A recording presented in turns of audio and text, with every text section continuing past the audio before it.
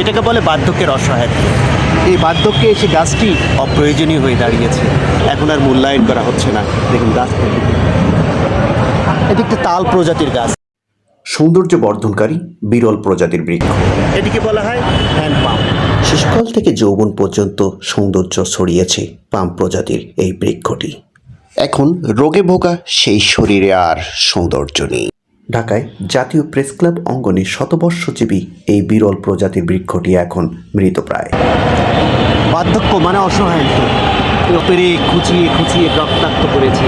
মানুষ কতটা হিংস্র! এর ভাষা আছে, বোধ আছে, সব কিছুই আছে, কিন্তু বলতে পারে না বিধায় তাকে রক্তাক্ত খুঁচিয়ে খুঁচিয়ে বিক্ষত করেছে। এই ব্যথার দান সে ফেরত দিতে পারেনি মানুষকে, অথচ এটি এক সময় ছিল খুবই দামি, নামি এবং সৌন্দর্য বর্ধনকারী একটি বৃক্ষ। এখন সে বার্ধক্যে পৌঁছেছে বিধায় এর আর গুরুত্ব নেই। বার্ধক্য মানেই অসহায়ত্ব, অন্যের উপর নির্ভরশীলতা। এই সেই জীবন। কয়েকদিন পরে হয়তোবা ন্যাশনাল প্রেস ক্লাব থেকে এই গাছটিকেও কেটে ফেলা হতে পারে। তবে রূপকর্থে জাতীয় প্রেস ক্লাব অঙ্গনে এই বহুবর্ষজীবী বৃক্ষটি বাংলাদেশের প্রত্যেক সাংবাদিকের বঞ্চনার ইতিহাসকে তুলে ধরছে। এবং শখের গাছ, শখ করে লাগানো হয়েছে এই গাছ।